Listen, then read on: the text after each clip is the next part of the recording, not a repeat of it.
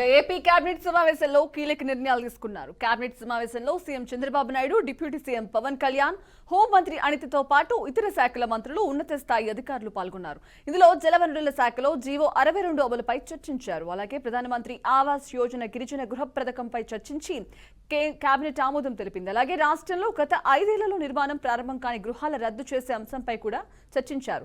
CRTA authority ఆమోదించిన 23 అంశాలకు cabinet పచ్చ జెండా ఊపింది. వీటితో పాటుగా సమీకృత పర్యాటక పాలసీ 2024-29కి ఏపీ కేబినెట్ ఆమోదం తెలిపింది. పొట్టి శ్రీరాములు వర్ధంతిని ఆత్మార్పణ సంస్మరణ దినంగా పాటించాలని కేబినెట్ లో నిర్ణయించింది. AP textiles, garment, AP maritime పాలసీలకు ఆమోదం తెలిపారు. అలాగే కాకినాడ పోర్టులో బియ్యం స్మగ్లింగ్ పై సీఎం చంద్రబాబు సీరియస్ అయ్యారు. ఇదే విషయానికి సంబంధించి మరిన్ని లైవ్ అప్డేట్స్ మా కరెస్పాండెంట్ సాంబశివరావు అందిస్తారు. Sambasivarao, over to you.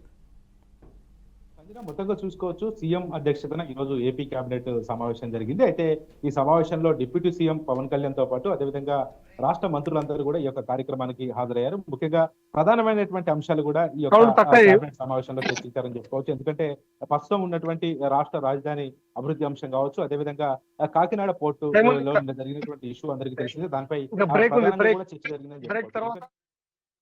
అక్కడ నుంచి వెళ్తున్నటువంటి షిప్ లో వెళ్తున్నటువంటి 630 క్వింటాల రేషన్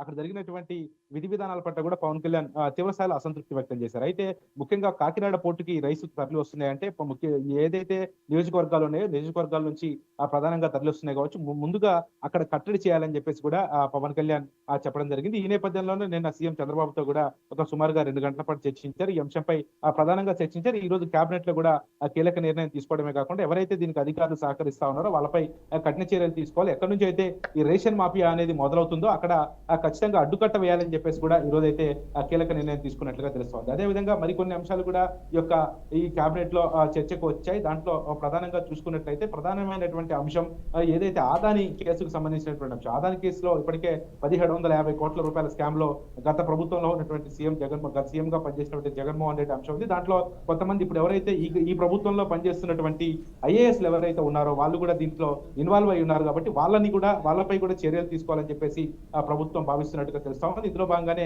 విచారణ కమిటీ కూడా వేసే అవకాశం కనపడతాం. దీనిపై కఠినంగా ముందుకు వెళ్లాలని చెప్పేసి కూడా ఈ కేబినెట్ లో ఇందులో ప్రధానంగా ఈ చర్చ కూడా కొనసాగింది. అదేవిధంగా రాజధాని అంశము ఐటీ హబ్ కు సంబంధించి, ఎందుకంటే ముఖ్యంగా కొత్త రాజధాని ఇప్పటికే నారా లోకేష్ అమెరికాలో పర్యటించారు, కొంత కంపెనీలను ఇక్కడ తీసుకురావడానికి ప్రయత్నం చేశారు.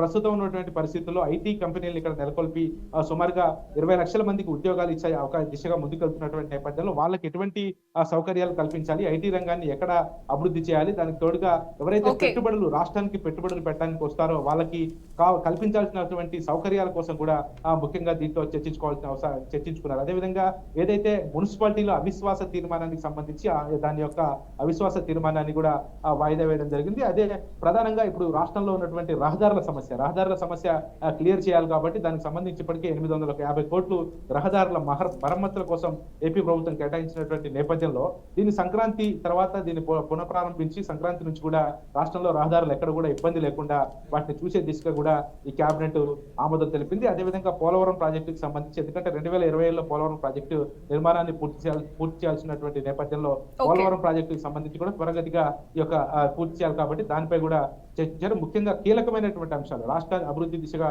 ముందుకు వెళ్లే దిశగా కూడా కీలకమైనటువంటి అంశాలు అయితే కేబినెట్ సమావేశంలో చర్చించుకున్నారు. సంజన.